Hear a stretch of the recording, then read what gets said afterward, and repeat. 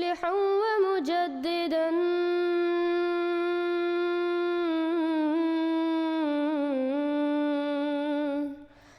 فارنوا بنظر طاهر وجنان. السلام علیکم ورحمۃ اللہ وبرکاتہ۔ الحمدللہ آج ہمارے ساتھ ہمارے محترم بھائی جمیل صاحب ہیں اور آج ہم ان کا قبول اسلام احمدیت کا واقعہ سنیں گے۔ السلام علیکم جمیل صاحب۔ وعلیکم السلام ورحمۃ اللہ وبرکاتہ۔ اعوذ باللہ من الشیطان الرجیم، بسم اللہ الرحمن الرحیم۔ آج خاکسار کا نام جمیل احمد ہے، جس کا تعلق لاہور سے ہے، اور خاکسار نے جماعت احمدیہ 1993 یعنی کہ 1993 میں قبول کی تھی، جب خاکسار کی عمر 19 سال تھی، 19 ایئرز اولڈ۔ تو میں آپ کو وہ حالات و واقعات بتاؤں گا جن کی بنا پر میں نے جماعت احمدیہ کو قبول کیا۔ تو شروع سے شروع کرتے ہیں۔ یہ ہم دو دوستوں نے بیعت کی تھی، حضرت مسیح موعود علیہ الصلوۃ والسلام کو ماننا تھا، جس پر اللہ کے فضل سے آج بھی ہم اس پہ قائم ہیں، اور اللہ مرتے دم تک ہمیں اس بات پر قائم رکھے۔ میرے دوست کا نام شوکت رضا خان تھا، بلکہ ہے، میرے دوست کا نام شوکت رضا خان ہے، جو کہ اس وقت کینیڈا میں مقیم ہیں، اور میں اس وقت یو کے میں ہوں۔ تو ہماری بہت گہری دوستی تھی بچپن سے ہی، یعنی کہ کلاس 1 سے ہم کلاس میٹ تھے۔ تو ہمارا ایک دوسرے کی طرف ماشاءاللہ آنا جانا تھا۔ ایک محلہ تو نہیں کہہ سکتے، تھوڑا سا فاصلہ تھا، ہاف مائل یعنی کہ آدھے میل کے فاصلے پہ ہم دونوں کے گھر تھے۔ تو ہمارا تقریباً ہر روز ایک دوسرے کے طرف آنا جانا تھا۔ تو یہ تھا کہ ماشاءاللہ وقت کے ساتھ ساتھ ہم بڑے ہوتے چلے گئے۔ تو یہ تھا کہ 10ویں جماعت میں ہم، یعنی کہ 9th میں بھی اکٹھے تھے، 10th میں بھی ہم اکٹھے تھے۔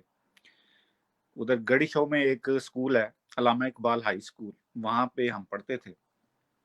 تو شوکت کی دوستی ہو گئی کچھ احمدی لڑکوں کے ساتھ، مجھے اس کا علم نہیں تھا۔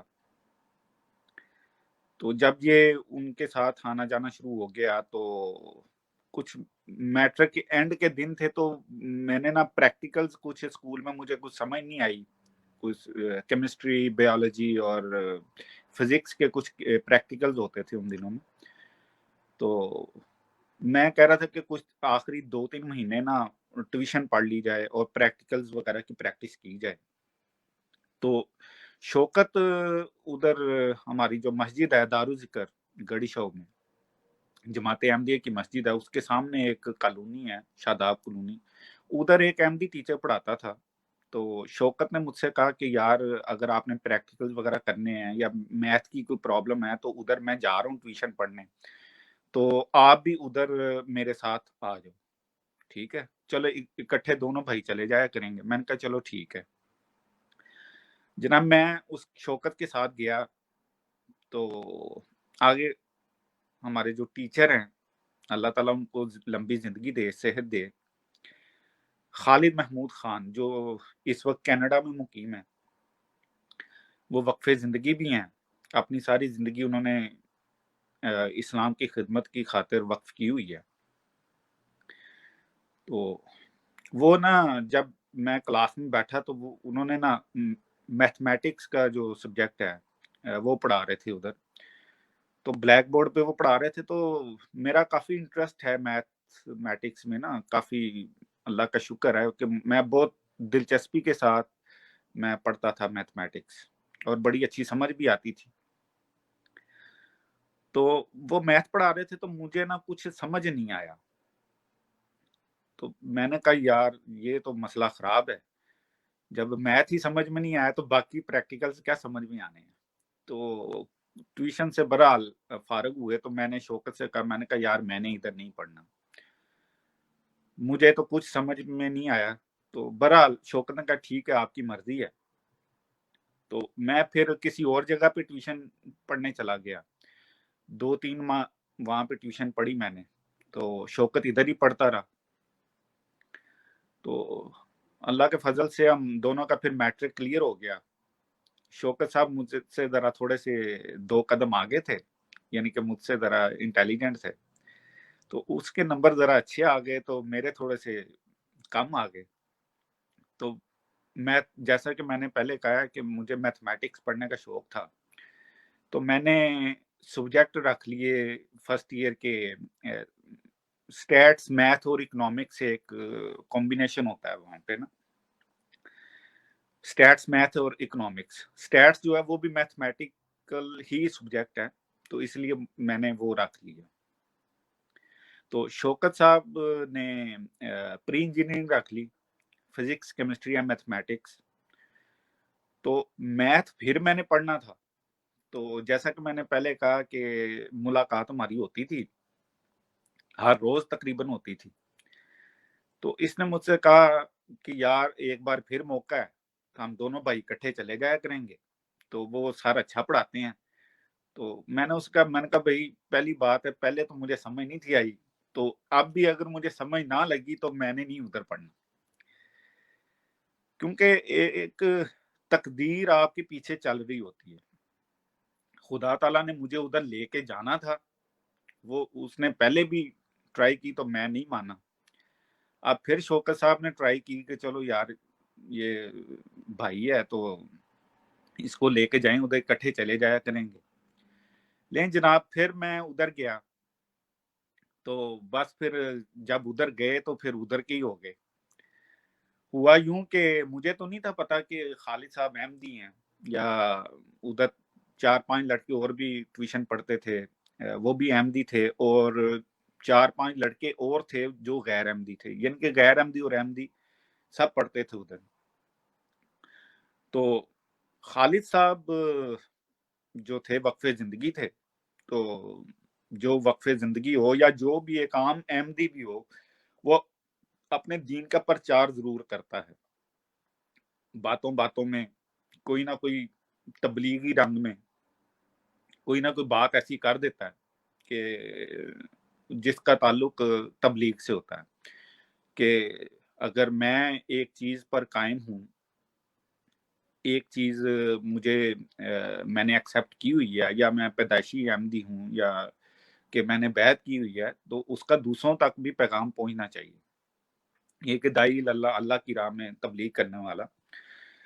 तो उन्होंने बातों बातों में मुझे पता चल गया कि ये किसी और मसलक से ये हैं जो कि जमात अहमदिया। फिर मैंने शौकत से बात की क्या हाँ ये अहमदी हैं, तो मुझे तो पता ही नहीं था कि अहमदी होते कौन है। फिर आस्ता आस्ता हमें पता चला कि इनका, लोगों के कहने के मुताबिक इनका कलमा और है, इनका कुरान और है, इनके कलमे पढ़ने पर पाबंदी है,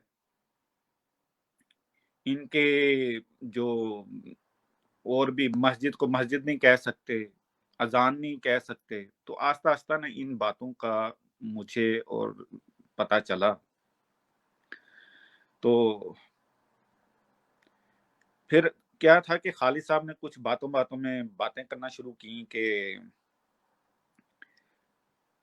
यानी कि हम दिल में कुछ और नहीं पढ़ते, हम जो ज़बान से इकरार करते हैं वही हमारे दिल में होता है। यानी कि जैसे कि ला इलाहा इल्लल्लाह मुहम्मद रसूलुल्लाह, लोगों से भी फिर हमने सुनना शुरू किया कि ये ज़बान से कलमा कुछ और पढ़ते हैं और दिल में कुछ और पढ़ते हैं।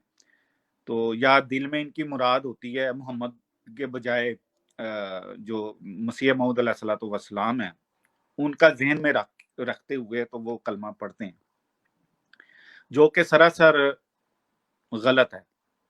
आज तक माशाल्लाह 93 से 2020 हो गया, इतने अरसा हो गया, एक लाइफ का एक हिस्सा होता है कि मैंने अल्हम्दुलिल्लाह जो पहले कलमा पढ़ता था अब भी वही पढ़ता हूँ। और یہ تھا کہ پھر خالد صاحب سے میں نے بات کی، میں نے کہا جی یہ کلمے کا کیا چکر ہے؟ تو انہوں نے کہا لا الہ الا اللہ محمد رسول اللہ، کہ آپ مجھے بتائیں کہ میں نے دل میں کیا پڑھا ہے؟ تو میں نے کہا کہ ہم کیسے بتا سکتے ہیں کہ جب کہ دلوں کے بھید تو خدا تعالیٰ جانتا ہے، اور اس بات کا مجھے پہلے بھی علم تھا کہ دلوں کے بھید جو ہے وہ صرف خدا تعالیٰ ہی جانتا ہے، کیسے ایک بندہ کیسے کسی دوسرے کے دل میں جھانک کے دیکھ سکتا ہے۔ حالانکہ وہ واقعہ بھی میرے ذہن میں تھا، جو ایک حدیث میں بھی آتا ہے، حضرت اسامہ رضی اللہ تعالیٰ عنہ کا واقعہ ہے کہ جنگ ہو رہی تھی تو حضرت اسامہ رضی اللہ تعالیٰ عنہ کے آگے ایک کافر لا کے بھاگ کھڑا ہوا، تو آپ نے اس کو پکڑ لیا، تو اس نے جب حضرت اسامہ رضی اللہ تعالیٰ عنہ نے تلوار سے اس کا سر قلم کرنا چاہا تو اس نے کہا لا الہ الا اللہ محمد رسول اللہ، کہ اس نے کلمہ پڑھ لیا۔ تو حضرت اسامہ رضی اللہ تعالیٰ عنہ نے فرمایا کہ کیا تم اب موت کے ڈر سے کلمہ پڑھ رہے ہو؟ یعنی کہ اس کا سر قلم کر دیا، اس کو مار دیا۔ تو یہ واقعہ جب حضور پاک صلی اللہ علیہ وسلم کی خدمت میں پیش ہوا تو حدیث کے ہی الفاظ ہیں کہ آپ صلی اللہ علیہ وسلم کا چہرہ مبارک غصے سے سرخ ہو گیا، اور انہوں نے حضرت اسامہ رضی اللہ تعالیٰ عنہ سے کہا کہ کیا تم نے اس کے دل میں گھس کر دیکھ لیا تھا کہ اس نے موت کے ڈر سے کلمہ پڑھا یا کہ تمہاری یا ایمان سے؟ تو یہ بات تھی۔ تو پہلے ہی ہمیں یہ اللہ کے فضل سمجھ لیں کہ پتہ ہے کہ دلوں کے بھید کیسے بندہ جان سکتا ہے۔ اگر ایسا ہونا شروع ہو گیا تو پھر تو یہ دنیا قائم ہی نہیں رہ سکتی۔ تو بہرحال ایک دن خالد صاحب نے ہم سے کہا کہ ہم تو کلمہ بھی نہیں پڑھ سکتے، یعنی کہ وہ سامنے مسجد ہے، اس کے اوپر کلمہ لکھا ہوا ہے لیکن گورنمنٹ نے اس کے اوپر پھٹے لگائے ہوئے ہیں، تو یعنی کہ اس کو کور کیا ہوا ہے کہ کوئی پڑھے نہ دیکھے نہ اس کو۔ تو ہم نے پھر پوچھا خالد صاحب سے یہ پھٹے کیوں لگائے ہوئے ہیں؟ اگر تو آپ نے کلمہ غلط لکھا ہوا ہے تو وہ لوگوں کو دکھانا چاہیے، نہ کہ اس کے اوپر اس کو کور کر دیا جائے۔ بہرحال یہ باتیں گفت و شنود ہوتی رہی، تو وہ جو پابندیاں تھیں، یعنی کہ حج سے روکے جانا، کلمہ نہ پڑھنا، یہ تو سارے کافروں کے کام ہیں۔ کہ جب حضور پاک صلی اللہ علیہ وسلم اور قریش مکہ کے درمیان جو معاہدہ ہوا تھا صلح حدیبیہ، تو اس میں بھی کافروں نے پابندیاں لگائی تھیں ساری، یعنی کہ ہاتھ سے روکا گیا تھا۔ تو یعنی کہ جو ساری جو شرائط تھیں صلح حدیبیہ کی وہ مسلمانوں کے خلاف تھیں اور قریش مکہ کے حق میں تھیں، پھر بھی حضور پاک صلی اللہ علیہ وسلم نے اس پر عمل درآمد کیا،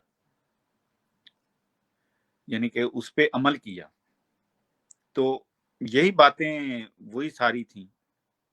پھر خالد صاحب نے ہمیں کافی کچھ بتایا، کافی آیات قرآنی بتائیں، یعنی کہ قرآن پاک انہوں نے کہا کہ آپ نا ترجمے کے ساتھ قرآن پاک پڑھا کریں۔ اور پھر ایک دن انہوں نے کہا کہ ٹھیک ہے آپ خدا تعالیٰ سے پوچھیں کہ خالد کیسا بندہ ہے، تو صحیح پوچھیں تو یہ میرا اس دن وہ ٹرننگ پوائنٹ تھا کہ جس نے مجھے اس جماعت احمدیہ کے بارے میں تحقیق کرنے کی طرف مجھے راغب کیا۔ خالد صاحب نے ہم سے کہا کہ یار آپ تو مسلمان ہو، آپ کا تو خدا سے تعلق ہوگا، آپ خدا تعالیٰ سے پوچھ لو کہ خالد کیسا بندہ ہے، یہ سچ بول رہا ہے کہ جھوٹ بول رہا ہے۔ تو مجھے یہ بات بڑی دل کو لگی میرے، اور میں نے اپنے گریبان میں دیکھا کہ ہمارا تو خدا تعالیٰ سے تعلق ہی کوئی نہیں ہے، حالانکہ ہم اپنے آپ کو مسلمان کہتے ہیں، جو کہ خدا کو ماننے والے ہیں، جو کہ خدا کے احکامات کی پابندی کرنے والے ہیں۔ تو میں نے کہا ہمیشہ ہم نے یہی سنا ہے کہ بھائی میں سچا ہوں، زید سے پوچھ لو، بکر سے پوچھ لو، فلاں سے پوچھ لو۔ تو یہ کبھی کسی نے نہیں کہا کہ یار میں سچا ہوں، آپ خدا تعالیٰ سے پوچھ لو۔ پھر اللہ کے فضل سے ہم نے تحقیق کرنا شروع کی۔ میں ہماری جو فیملیز ہوتی ہیں غیر احمدیوں کی، ان میں قرآن پڑھنے کا رجحان تو بہت زیادہ ہوتا ہے۔ صبح صبح اٹھ کے میں نے بھی غیر احمدیوں سے قرآن پڑھا، تو اس کا ترجمہ نہیں مجھے کبھی میں نے پڑھا، نہ کبھی میرے گھر والوں نے پڑھا۔ بہرحال ترجمے والا قرآن پاک خرید کے لایا اور ترجمے کے ساتھ قرآن پاک کی تلاوت کرنا شروع کی۔ پھر مسئلہ آ گیا وفات مسیح کا۔ حضرت عیسیٰ علیہ السلام زندہ آسمانوں پہ ہیں تو یہ بھی بہت ایک بڑا مسئلہ تھا۔ سارے ہم مسلمان جو ہیں وہ اس چیز کے قائل ہیں کہ حضرت عیسیٰ علیہ السلام زندہ آسمانوں پہ بیٹھے ہوئے ہیں۔ تو دل جو تھا وہ ماننے کو تیار نہیں تھا کہ نہیں یار وہ تو واپس آئیں گے، وہ تو زندہ آسمانوں پہ بیٹھے ہوئے ہیں، وہ فوت کیسے ہو سکتے ہیں؟ لیکن کچھ ایسی منطق کی دلیلیں ہوتی ہیں کہ جن کو بندہ وہ کہتے پاس آن نہیں کر سکتا، ان سے راہ فرار نہیں ہو سکتا ان سے۔ اگر کسی کا دل کو یہ بات لگی کہ اگر کسی کا دوبارہ دنیا میں آنا مقصود ہوتا تو وہ کون سی ایسی ہستی ہے؟ ظاہری بات ہے کہ وہ حضرت محمد صلی اللہ علیہ وسلم سے بڑھتے تو نہیں تھے۔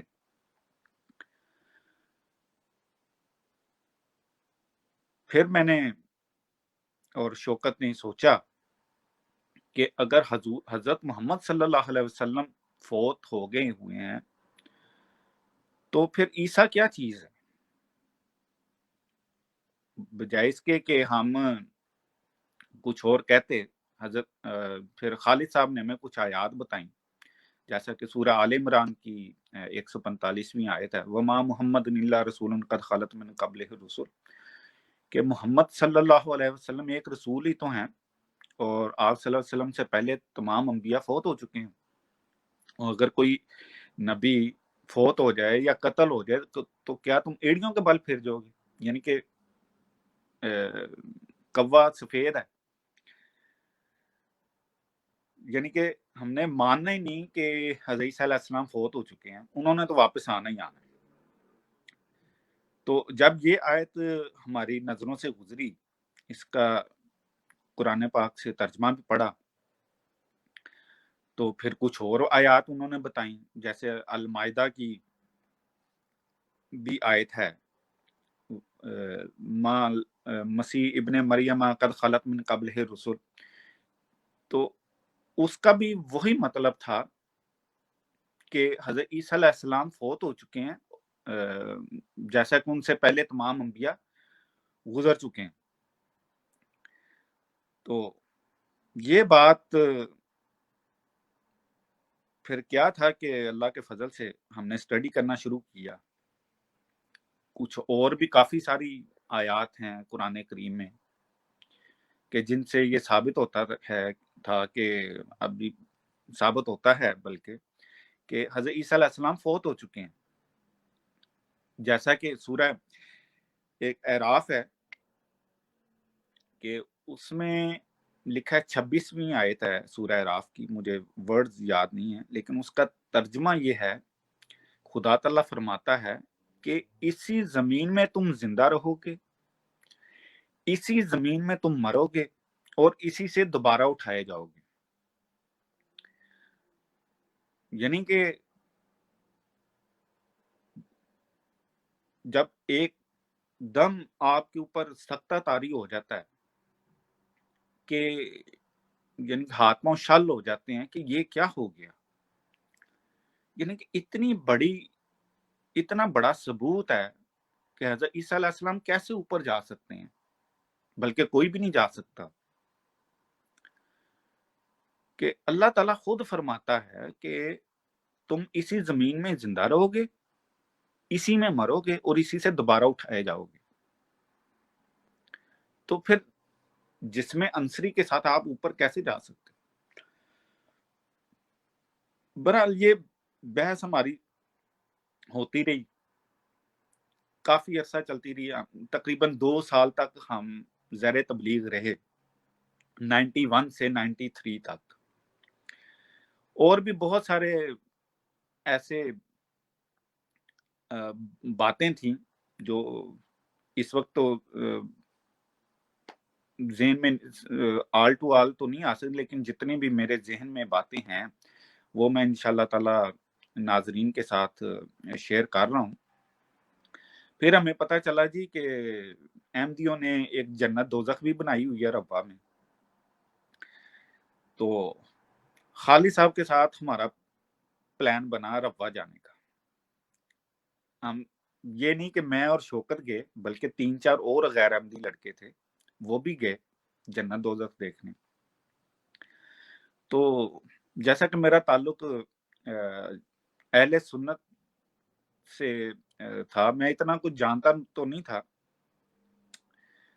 اتنا مذہبی گھرانہ نہیں تھا میرا، لیکن جب خدا تعالیٰ آپ کو ہدایت دینے پہ آئے تو پھر کوئی اس کو روک نہیں سکتا۔ ہم نے پروگرام بنایا ربا جانے کا، یہ تبلیغ کے دوران ہی یہ سلسلہ بنا ہمارا ربا جانے کا۔ تو وہاں پہ ہم گئے، دارالضیافت وہاں پہ ہے، وہاں پہ مہمانوں کو ٹھہرایا جاتا ہے، کھانا بھی دیا جاتا ہے، رہائش کی جگہ بھی ملتی ہے وہاں پہ۔ تو 3 دن کے لیے ہم گئے تھے، 2 دن کے لیے۔ تو پھر ہم خالد صاحب کے ساتھ گئے بہشتی مقبرہ، قبرستان کا نام ہے بہشتی مقبرہ۔ تو سنا یہی تھا کہ وہاں پہ حوریں چلتی پھرتی ہیں اور جنتی لوگوں کی علیحدہ ہے اور دوستی بندوں کی علیحدہ ہے۔ تو یعنی کہ پتہ یہ چلا کہ انسانوں نے ہی یہ فیصلہ کیا ہوا ہے کہ دوزخ میں کون جائے گا اور جنت میں کون جائے گا۔ خدا تعالیٰ تو بیچ میں سے نکل گئے۔ ہم نے کہا چلو دیکھے تو صحیح کہ کیا ماجرا ہے۔ تو جب وہاں پہ گئے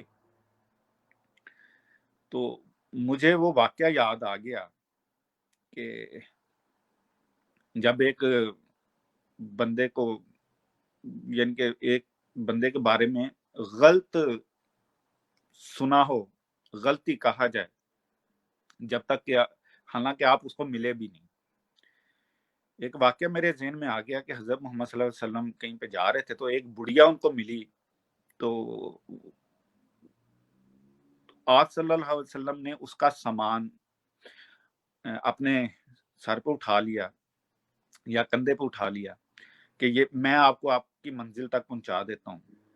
تو بہرحال وہ مان گئی اور حضور پاک صلی اللہ علیہ وسلم سے باتیں کرنا شروع ہو گئی۔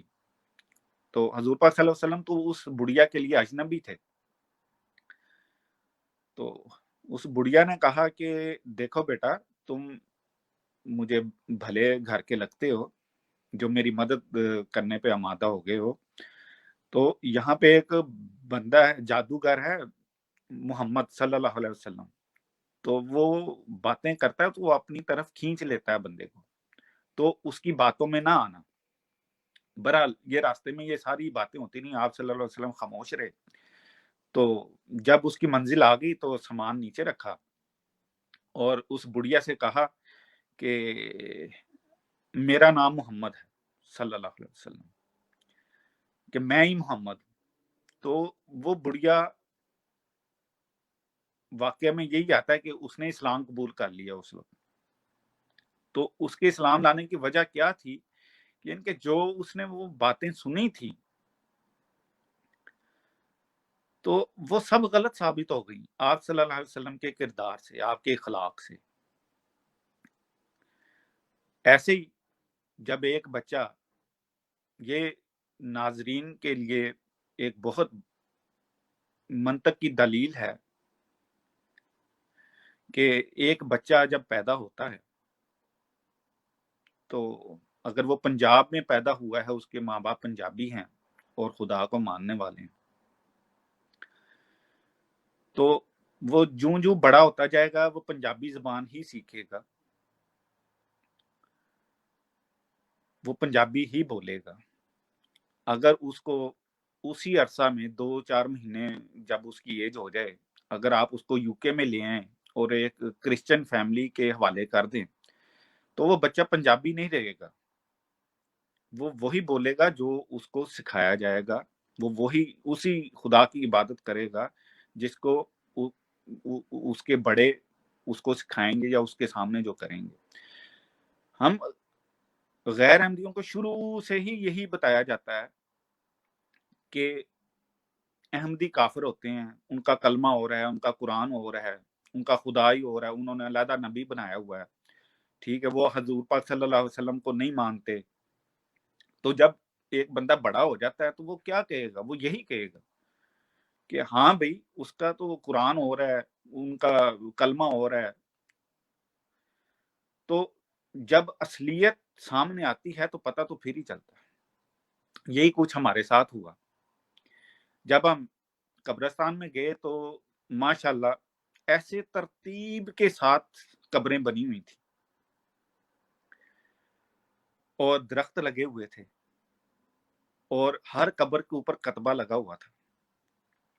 تو پہلے دیکھ کے تو بندہ حیران رہ جاتا ہے، یار یہ ہم کہاں پہ آ گئے؟ کیونکہ ہمارے جو غیر احمدی بھائی ہیں ان کے قبرستان میں قبروں کے اوپر قبریں بنی ہوتی ہیں، کوئی اوپر کوئی نیچے، یعنی کہ کوئی ترتیب نہیں ہوتی۔ کیونکہ میں خود اس چیز کا عینی شاہد ہوں کہ ہمارے قبرستانوں کی حالت زار پہ رونا آتا ہے، یعنی کہ اتنی ترتیب کے ساتھ قبریں بنی ہوئی تھی کہ دل خوش ہو گیا۔ اور ہمیں تو کوئی حوریں ادھر چلتی پھرتی نظر نہیں آئیں۔ ہاں احمدی خواتین ضرور بازاروں میں یا کچھ خواتین نظر آئیں جنہوں نے برقعے پہنے ہوئے تھے، یعنی کہ بڑی اچھی طرح انہوں نے پردہ کیا ہوا تھا، وہ نظر آئیں۔ کوئی حوریں ہمیں نظر نہیں آئیں، کوئی جنت دوزخ کا کوئی کنسیپٹ نہیں تھا ادھر۔ تو ہم نے کہا یار یہ تو بات غلط ہے۔ تو اسی طرح اللہ کے فضل سے ایک ایک جو بات ہے وہ غلط ثابت ہوتی چلی گئی، ہوتی چلی گئی، ہوتی چلی گئی۔ کلمہ ہو رہا ہے جی، قرآن ہو رہا ہے، ہم نے جماعت احمدیہ کا قرآن بھی خالد صاحب سے لیا، اس کو بھی سٹڈی کیا۔ تو یہ لوگ جو الزام لگاتے ہیں کہ ان کا قرآن پاک اور ہے، میرا خیال انہوں نے وہ آیت نہیں پڑھی قرآن پاک کی کہ ہم نے ہی اس ذکر کو نازل کیا ہے اور ہم ہی اسی کے نگہبان ہیں۔ تو پھر اس میں رد و بدل کون کر سکتا ہے؟ کوئی نہیں کر سکتا۔ اس میں ایک لفظ کی ہیر پھیر نہیں ہو سکتی اس میں۔ تو کیسے ہم کہہ سکتے ہیں کہ ان کا قرآن اور ہے؟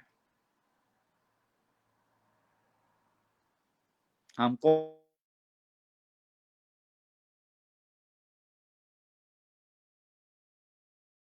سکتے ہیں، ہم کون ہو سکتے ہیں یہ کہنے والے کہ انہوں نے قرآن ہی علیحدہ بنایا ہوا ہے؟ حالانکہ خدا تعالیٰ ایک بات کہہ رہا ہے کہ اس میں قیامت تک رد و بدل اس کے الفاظ میں جو ریویلڈ ہیں، جو الفاظ نازل ہوئے ہیں، جو آیات ورسز خدا تعالیٰ کے کلام کی نازل ہوئی ہیں، ان میں فرق نہیں آ سکتا۔ تو پھر ہم کون ہوتے ہیں اس میں مداخلت کرنے والے کہ فلاں کا قرآن ہو رہا ہے، فلاں کا ہو رہا ہے؟ یہ بات غلط ہے۔ ایک چیز کا ذمہ جب خدا تعالیٰ لے لیتا ہے تو اس میں کوئی مداخلت نہیں کر سکتا۔ پھر یہ بات واضح ہو گئی کہ حضرت عیسیٰ علیہ السلام تو جناب واپس نہیں آئیں گے۔ ہاں ایک اور بات کہ حضرت عیسیٰ علیہ السلام کے بارے میں ہم نے غیر احمدیوں سے یہ بھی سنا، مولویوں سے، کہ وہ 14ویں صدی میں آئیں گے، اور 14ویں صدی اتنی لمبی ہو جائے گی کہ وہ ختم ہونے کا نام نہیں لے گی 14ویں صدی جو ہے۔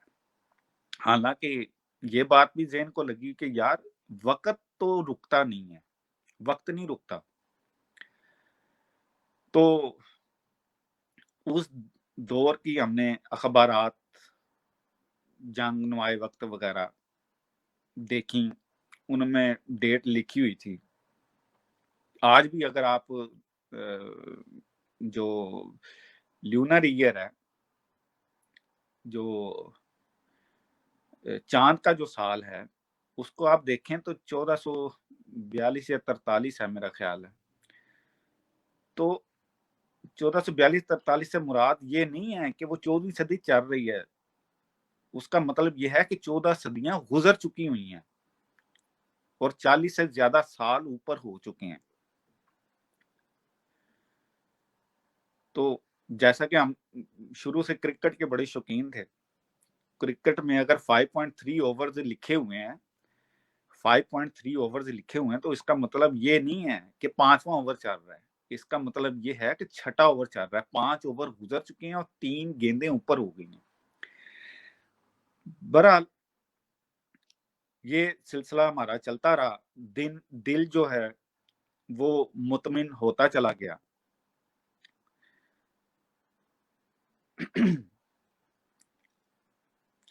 तो इसी तरह और भी काफी आयात थी हज़रत मोहम्मद रसूलुल्लाह सल्लल्लाहु अलैहि वसल्लम के लिहाज से कि वो खातमुन नबिय्यीन हैं। ये हमारा ईमान है, हम अहमदियों का ये ईमान है कि हज़रत मोहम्मद सल्लल्लाहु अलैहि वसल्लम खातमुन नबिय्यीन हैं और क़यामत तक वो खातमुन नबिय्यीन ही रहेंगे। तो इस हवाले से कि वो मिर्जा साहब को उन्होंने नबी बनाया हुआ है, तो इसके बारे में भी फिर तहकीक करना हमने शुरू कर दिया। हज़रत ईसा अलैहिस्सलाम का तो हमें पता चल गया कि वो फौत हो चुके हैं। और भी काफ़ी आयात हैं, तकरीबन कुरान पाक में 30 से ज़्यादा आयात हैं जिनसे साबित होता है कि हज़रत ईसा अलैहिस्सलाम फौत हो चुके हैं। कुछ क्योंकि अरबी जो है वो तमाम ज़बानों की माँ है, तो इसीलिए तमाम जो ज़बानें वो अरबी से ही निकली हैं। जैसे एक कुरान पाक का लफ़्ज़ है जो हज़रत ईसा अलैहिस्सलाम के बारे में भी आता है, मुतवफ़्फ़ी एक लफ़्ज़ है, वो उर्दू में भी इस्तेमाल होता है, अरबी में भी इस्तेमाल होता है, जिसका मतलब होता है कि मरा हुआ बंदा, मरा हुआ शख्स। तो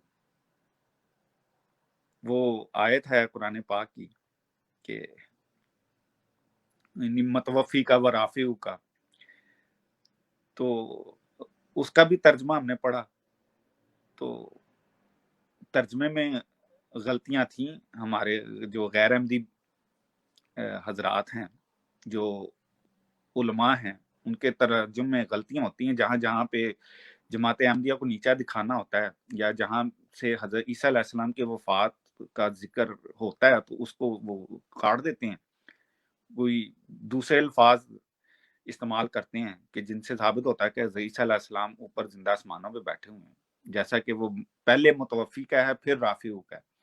और रफ़ा का मतलब काफ़ी छानबीन की, अल्लाह के फजल से पूरा कुरान पाक तर्जमे के साथ पढ़ने का मौका मिला उन दिनों में। और एक कागज़ और नोटबुक और पेन वगैरह भी हम पास रखते थे। बल्कि मैं अपनी बात कर रहा हूँ कि मैंने एक पेन और एक कॉपी साथ रखता था जब मैं कुरान पाक का उसको मैं स्टडी तर्जमे के साथ मैं करता था। और ऐसे जो तवफ़्फ़ा के लफ़्ज़ और मुतवफ़्फ़ी का लफ़्ज़ जो है और रफ़ा का, इसका मैं तफ़सीली इनके मायने नोट करता रहा उन दिनों में।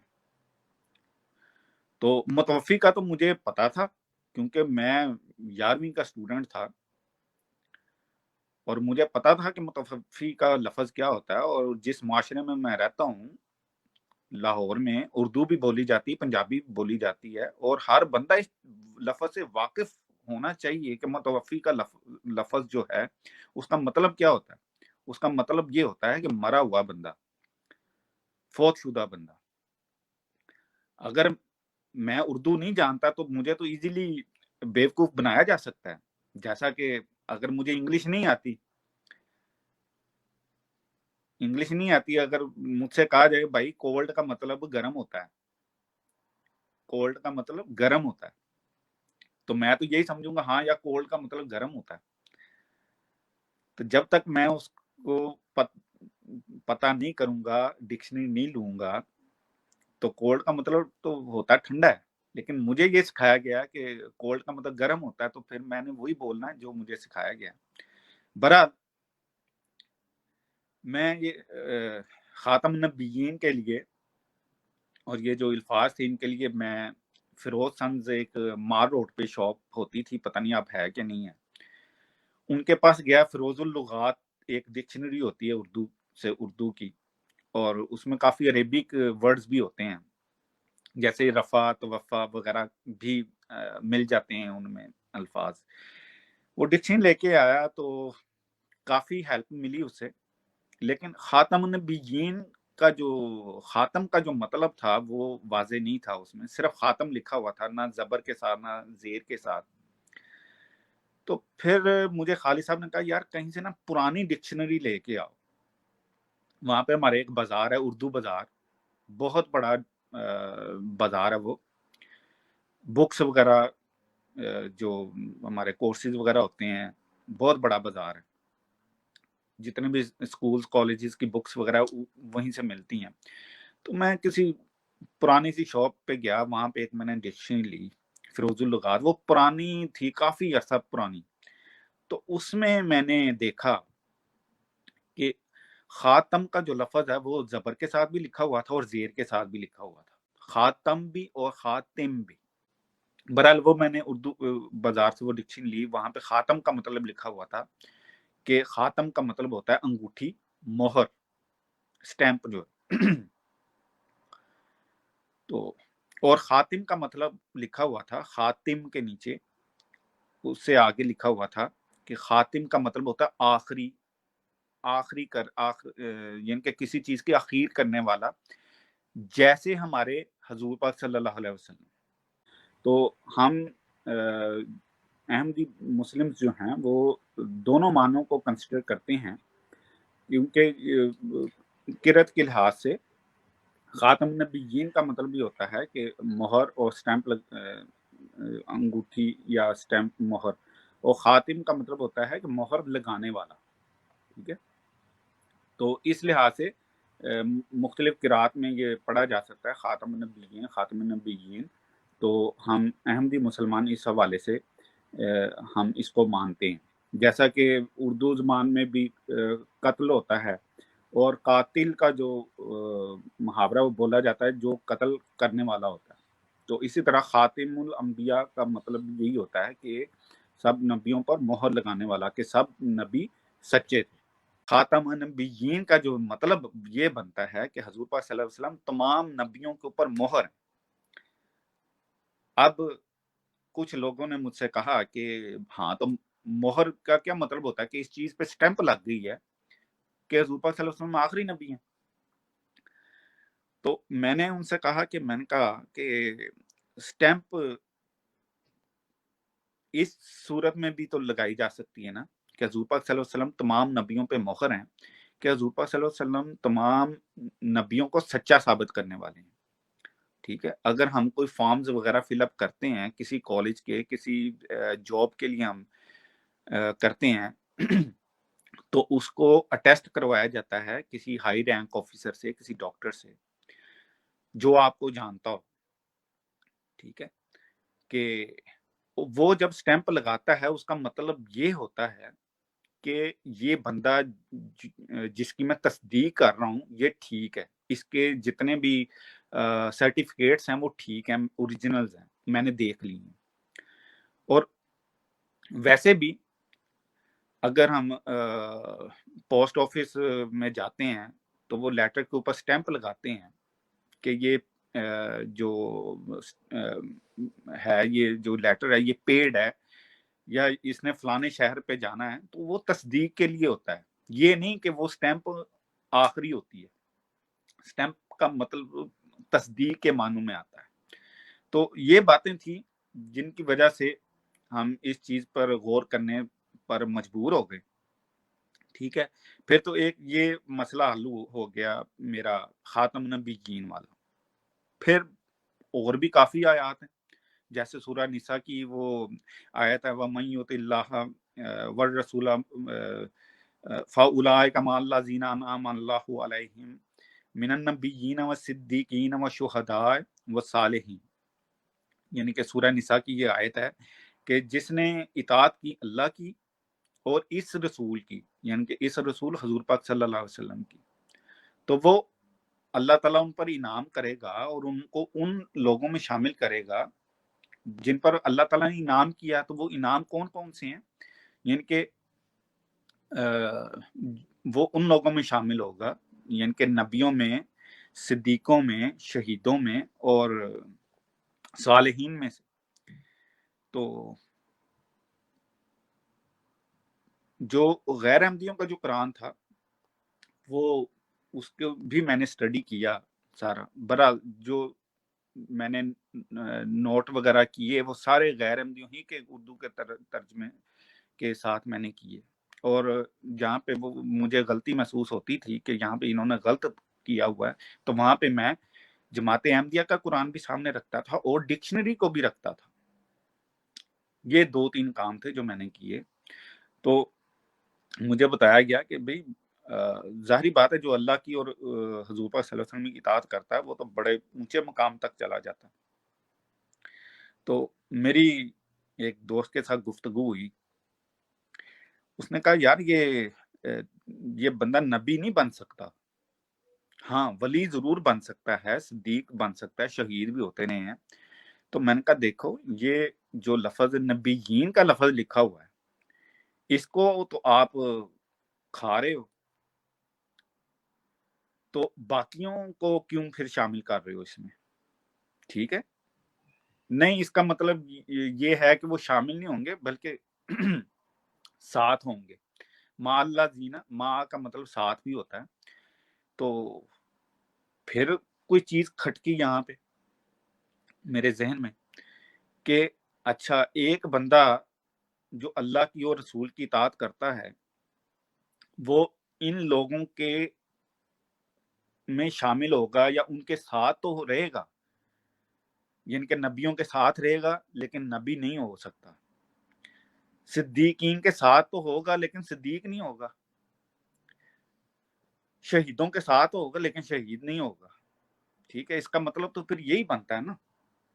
تو اس آیت نے مجبور کر دیا یہ ماننے پر کہ جو بندہ اللہ تعالیٰ کی اور اس رسول حضور پاک صلی اللہ علیہ وسلم کی اطاعت کرے گا وہ نبیوں میں شامل ہوگا، وہ اس مقام تک، نبوت کے مقام تک بھی جا سکتا ہے، وہ صدیقوں کے مقام تک بھی جا سکتا ہے، وہ شہید بھی ہو سکتا ہے اور صالحین کی جماعت میں سے بھی ہوگا۔ تو اللہ کا شکر ہے۔ اور ایک بات میں بھول گیا وفات مسیح کے حوالے سے کہ خدا تعالیٰ قرآن پاک میں سورہ انبیاء میں فرماتا ہے، وہ عربی تو مجھے یاد نہیں ہے، کہ اللہ تعالیٰ فرماتا ہے کہ وہ کون سی آیت تھی، اس میں اللہ تعالیٰ فرماتا ہے کہ ہم نے تجھ سے پہلے، یعنی کہ حضور پاک صلی اللہ علیہ وسلم کو مخاطب کر کے اللہ تعالیٰ فرماتا ہے کہ ہم نے تجھ سے پہلے کسی کو غیر طبی طور پر زندگی نہیں دی۔ یہ کیسے ہو سکتا ہے کہ تو فوت ہو جائے اور وہ زندہ رہے؟ اتنا بڑا ثبوت ہے، اتنا بڑا ثبوت ہے وفات مسیح کا کہ میں بیان نہیں کر سکتا، کہ خدا تعالیٰ فرماتا ہے کہ میں نے تجھ سے پہلے کسی کو زندگی غیر طبی طور پر زندہ نہیں رکھا، سب مر گئے۔ تو یہ ہو ہی نہیں سکتا کہ تو فوت ہو جائے اور وہ زندہ رہے۔ تو سورہ انبیاء کی آیت نمبر 35 ہے کہ اتنی بڑا ثبوت ہے تو ضروری نہیں ہوتا کہ آپ کے ایمان کے لیے کوئی اوپر سے کوئی فرشتہ آئے یا خدا تعالیٰ خود آئے اور آپ کو بتائے۔ بعض کا میں ناظرین کو یہ بتاتا چلوں کہ اللہ تعالیٰ آپ کا سینہ کھول دیتا ہے،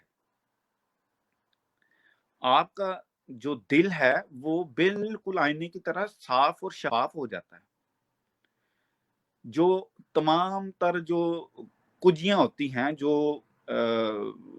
बुराइयां होती हैं या वसवसे होते हैं, वो आपके दिल से अल्लाह ताला मिटा देता है, दूर कर देता है। आपका जो ज़हन है वो खुल जाता है, मुनव्वर हो जाता है आपका दिल। तो अल्लाह का शुक्र है, अल्लाह का बड़ा फजल है कि वो एक मरतबा मुझे लेके गया, मैंने इनकार किया, फिर वो लेके गया। मैं ये नहीं कहता कि मैं खुद गया हूँ या शौकत साहब मुझे लेके गए। मेरा इस चीज पे ईमान है कि ये खुदा ताला मुझे लेकर गया। फिर बहुत सी ऐसे और भी सैकड़ों ऐसी बातें थी जिन्होंने मुझे मजबूर किया कि जमात में शामिल होना ही अक्लमंदी है और वक्त की जरूरत है। और एक और बात कि जमात अहमदिया जो है, जो एक सच्चा मजहब है, उसको हमारी जरूरत नहीं है। हमें उस हकीकत की जरूरत है, हमें जमात की जरूरत है, जमात को हमारी जरूरत नहीं है। जमात में तो अल्लाह ताला हर रोज हर लम्हा नेक से नेक तर बंदे शामिल करता चला जाता है और उसको किसी की मदद की जरूरत नहीं है। मैं अगर कहूं कि मैंने बहुत बड़ा एहसान किया है कि मैंने जमात कबूल कर ली है, मैंने जमात पे एहसान किया है, तो अल्लाह ताला माफ करे कि इसमें कोई एहसान वाली बात नहीं है। एहसान मैंने और शौकत ने हमने अपने नफ्सों पे एहसान किया कि खुदा ताला के उस फरस्तादा को हमें कबूल करने की तौफीक मिली। ये सरासर उसका एहसान है कि हम उसको पसंद आए। वरना जब हम दोनों ज़ैर तबलीग थे तो 2 और बंदे आते थे खालिद साहब के पास, और वो हमसे उम्र में भी बड़े थे, तजर्बे में भी बड़े थे और बहुत ज्यादा तहकीक करते थे, लेकिन उनको मानने की तौफीक नहीं मिली। उनको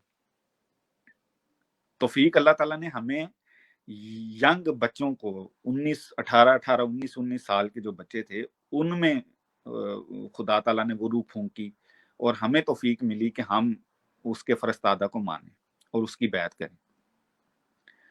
तो और भी बहुत सी ऐसी बातें, जैसे हमें शुरू की क्लास में, बल्कि मैट्रिक तक हमें, बल्कि हम जो भी सब्जेक्ट इख्तियार करना चाहें उधर पाकिस्तान में कर सकते हैं। इस्लामियात में पढ़ाई जाती है, बेसिक इस्लामिक नॉलेज जो है वो हमें पढ़ाया जाता है।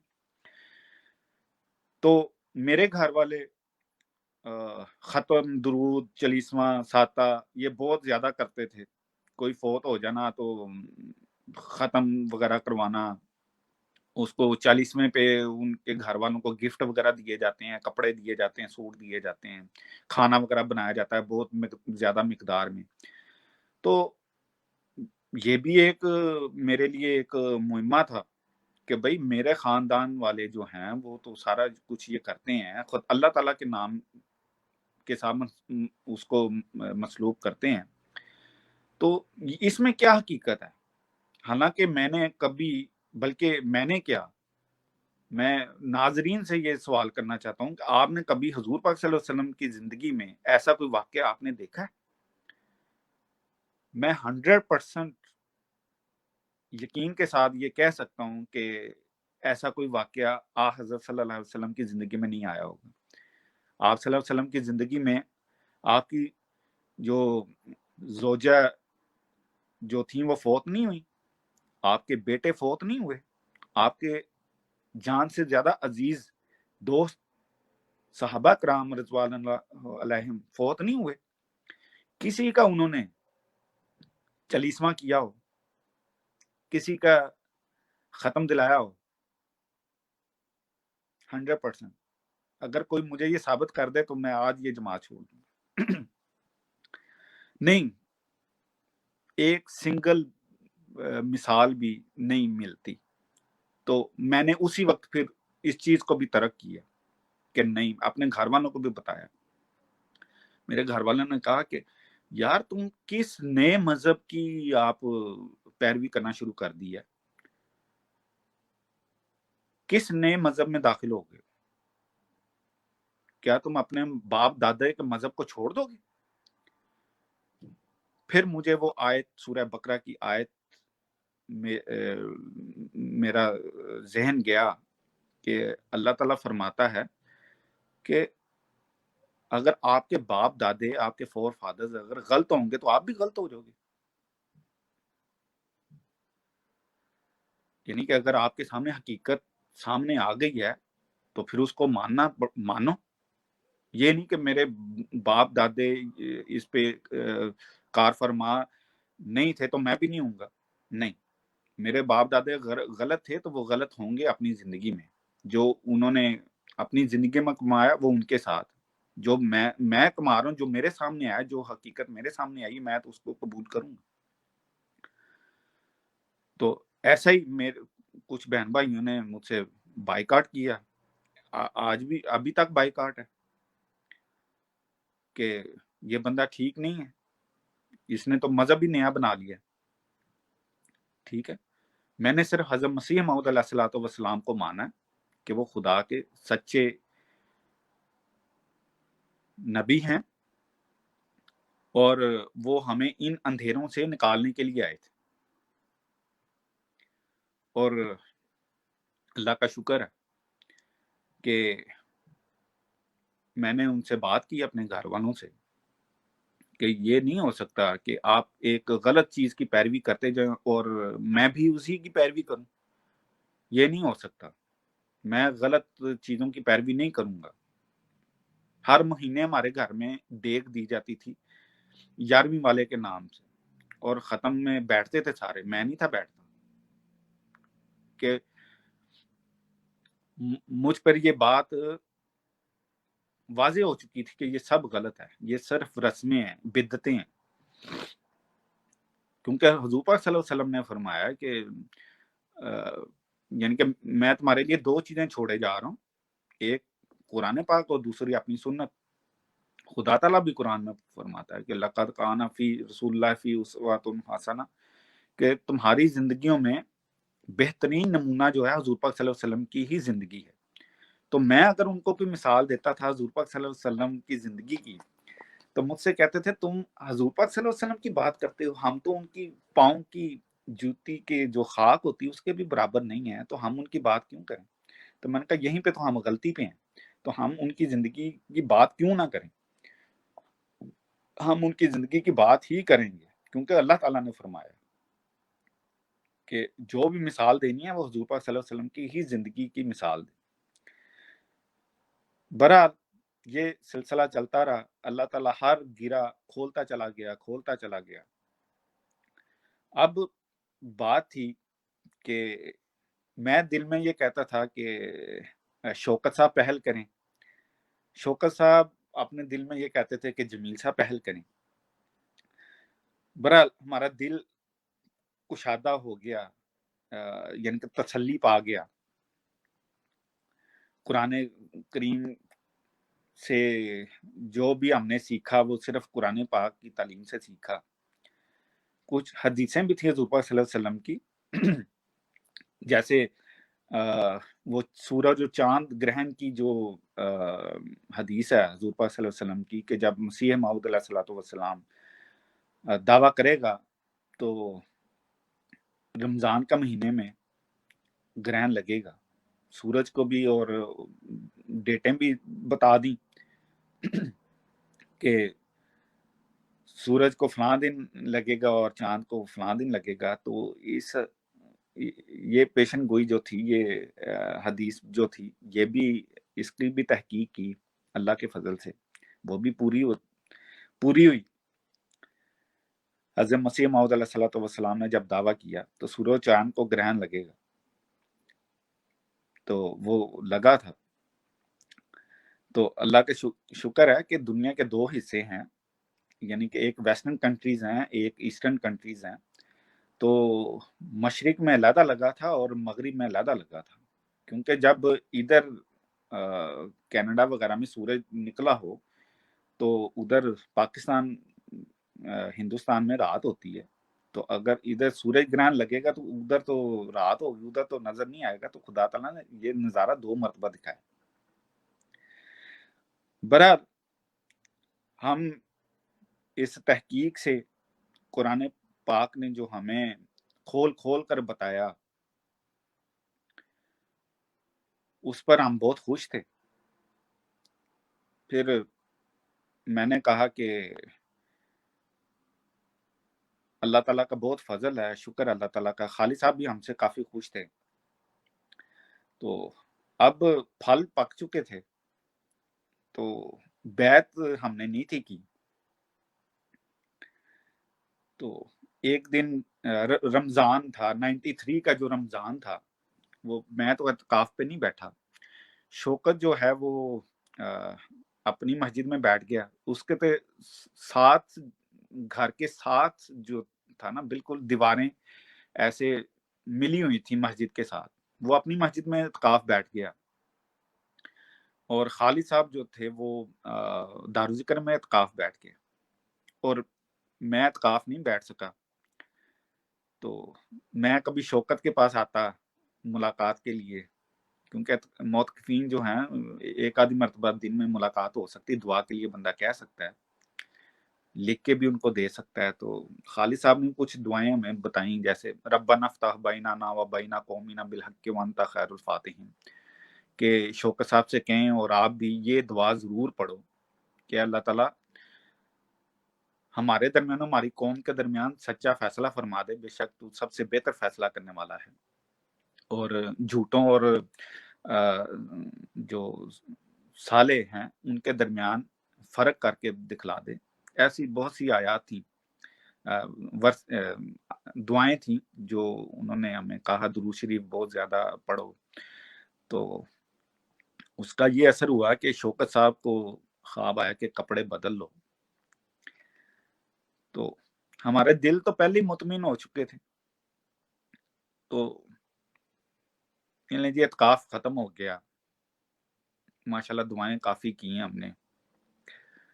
تو عید شوکت صاحب نے اپنی مسجد میں پڑھی، خالد صاحب نے اپنی مسجد میں پڑھی، میں نے اپنی مسجد میں پڑھ لی نماز.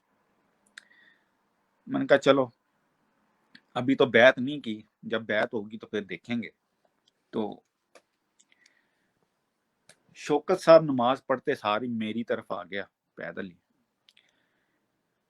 تو میں نے اوپر سے دیکھا کہ شوکت صاحب آ گئے ہیں، اوپر والی منزل سے شیڈ سے میں نے دیکھا کہ شوکت صاحب آئے ہیں. تو وہی بات ہو گئی کہ میں کہتا تھا کہ شوکت صاحب پہل کریں، شوکت صاحب کہتے ہیں جمیل صاحب پہل کریں. اس نے کہا کہ آؤ چلیں، خالد صاحب کی طرف چلیں، آج کوئی نہ کوئی فیصلہ. میں نے کہا چلو ٹھیک ہے چلتے ہیں. جناب ہم دونوں پیدل ہی ادھر چلے گئے. تو ابھی گیٹ پہ پہنچے ہیں تو خالد صاحب ادھر نماز پڑھ کے آ رہے تھے، کیونکہ ان کی نماز تھوڑی سی لیٹ ہوتی تھی، ہماری جلدی ہو جاتی تھی ہماری غیر احمدیوں کی مسجدوں میں. تو وہ گیٹ پر ہم تینوں اکٹھے ہو گئے. تو ہم نے پھر خالد صاحب سے کہا خالد صاحب جو کوئی فارم وغیرہ فل اپ کروانے ہیں وہ کروا لیں آپ، ہم تو دل سے احمدی ہو چکے ہیں.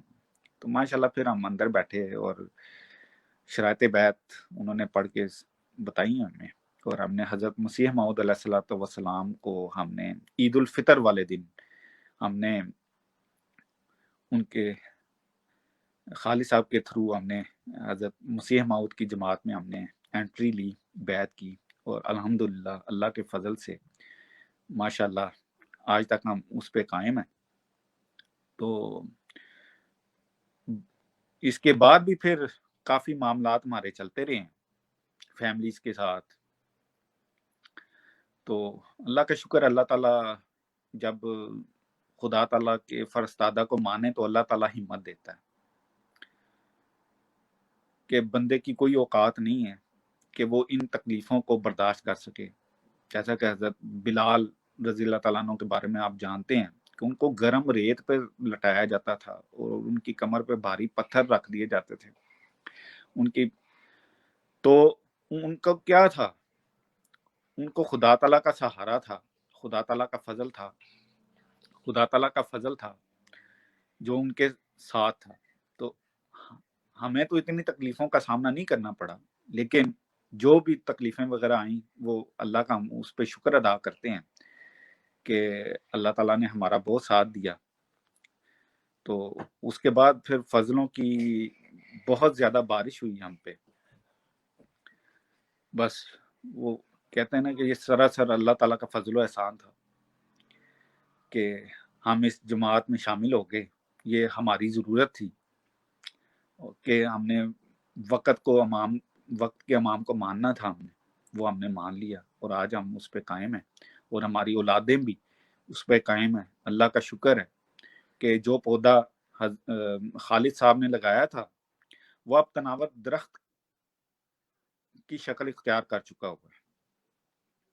ہماری آنے والی جو نسلیں ہیں وہ بھی یاد کریں گی کہ ہمارا فلاں ہوتا تھا بڑا، انہوں نے حضرت مسیح موعود علیہ الصلوۃ والسلام کے ہاتھ پہ بیعت کی تھی اور آج ہم اس کا ثمر کھا رہے ہیں.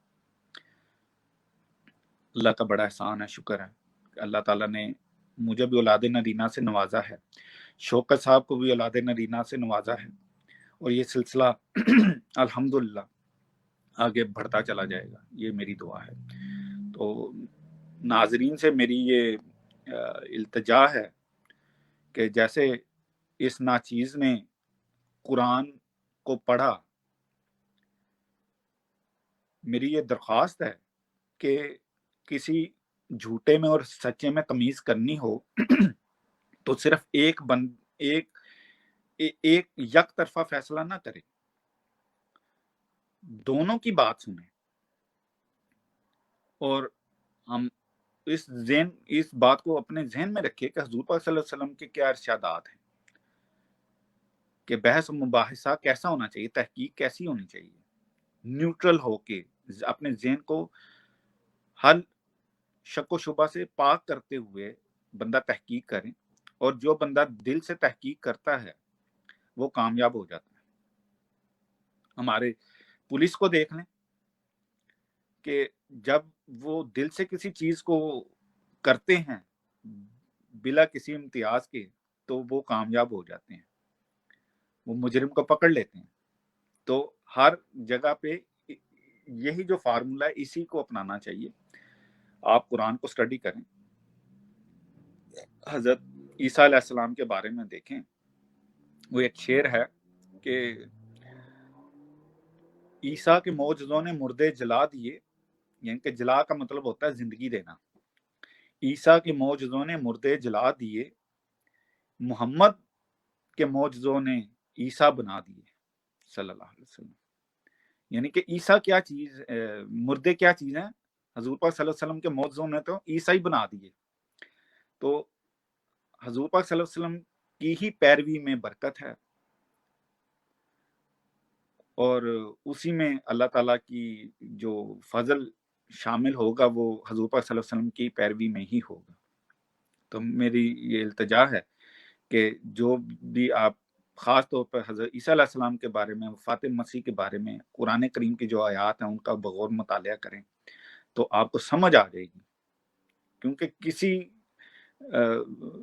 جسم عنصری کے ساتھ آپ اوپر جا ہی نہیں سکتے.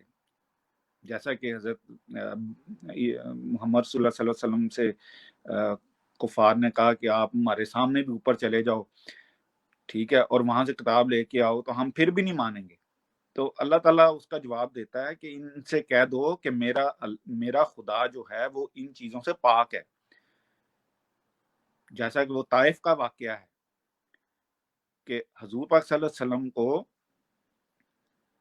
اتنا مارا گیا، اتنے پتھر برسائے گئے ان پہ کہ جوتی تک خون چلا گیا، جوتی ان کی خون سے بھر گئی تھی، اتنا مارا گیا. تو اس وقت خدا تعالیٰ کی رحمت نے جوش نہیں مارا کہ ان کو زندہ آسمانوں کی طرف کھینچ لیتا. یہ حضرت عیسیٰ علیہ السلام ہمارے لیے محترم ہیں، ہم ان کی ویسے ہی عزت کرتے ہیں جیسے کہ دوسرے انبیاء کی کرتے ہیں، اور اس چیز کو مانتے ہیں کہ جب تک ہم سارے انبیاء کو ان کی عزت کے لحاظ سے نہیں مانیں گے تو ہمارا ایمان مکمل نہیں ہو سکتا. ٹھیک ہے. تو عیسیٰ علیہ السلام کو جب صلیب پہ لٹکایا گیا تو اللہ تعالیٰ کی رحمت اس وقت زیادہ جوش میں آ گئی تھی کہ ان کو دوبارہ ان کو آسمانوں کی طرف اٹھا لیا. یہ کیسے ہو سکتا ہے؟ کہ حضور پاک صلی اللہ علیہ وسلم کی باری آئی تو حضور پاک اللہ تعالیٰ کی رحمت نے جوش نہیں مارا، تو حضرت عیسیٰ علیہ السلام کے بارے میں زیادہ جوش تھا اللہ تعالیٰ نے کہ ان کو اوپر اٹھا لیا. تو یہ باتیں ذہن میں رکھیں، بہت ضروری ہیں یہ آپ کے. جو اللہ تعالیٰ آپ کو اگر کوئی راستہ دکھانا چاہتا ہے تو اس کو نیوٹرل مائنڈ ہو کے دیکھنا چاہیے کہ حضور پاک صلی اللہ علیہ وسلم نے کیا فرمایا. اگر یہ ہمارے حاج بند کر دیں، ہمیں کلمہ پڑھنے کی اجازت نہ دیں، تو یہ تو کافروں کے کام ہے. حضور پاک صلی اللہ علیہ وسلم کو بھی روکا گیا تھا، حج سے روکا گیا تھا، مسلمانوں کو روکا گیا تھا. تو وہ کون لوگ تھے جنہوں نے ان کو روکا؟ وہ کافر تھے. تو ہم کسی کو کافر نہیں کہتے، لیکن یہ اپنی حرکتوں سے یہ بیان کرتے ہیں، وضاحت دیتے ہیں کہ ہم وہی لوگ ہیں. تو اللہ تعالیٰ ہمیں سب کو اس بات کی توفیق دے کہ وہ جو حضرت مسیح موعود علیہ الصلوۃ والسلام صحیح معنوں میں ان کی اطاعت اور ان کو ماننے کی ہمیں توفیق دے. ٹھیک ہے، السلام علیکم ورحمۃ اللہ وبرکاتہ. جزاک اللہ جمیل صاحب، بہت آپ نے آج ہمیں ایمان افروز واقعہ سنایا ہے. آخر میں یہی ہم دعا کرتے ہیں کہ جو مخالفین ہیں اللہ ان کو بھی توفیق دے کہ وہ حضرت مسیح موعود علیہ السلام کی کتب کا مطالعہ کریں اور ان کو بھی اللہ تعالیٰ ہدایت دے. جزاک اللہ جمیل صاحب، بہت بہت شکریہ، آج آپ نے ہمیں ٹائم دیا. جی جزاک اللہ. If you have not yet subscribed, make sure to subscribe and click on the bell icon so you can get notifications for every new video. Also make sure to like and comment on the video and follow on Twitter and Instagram.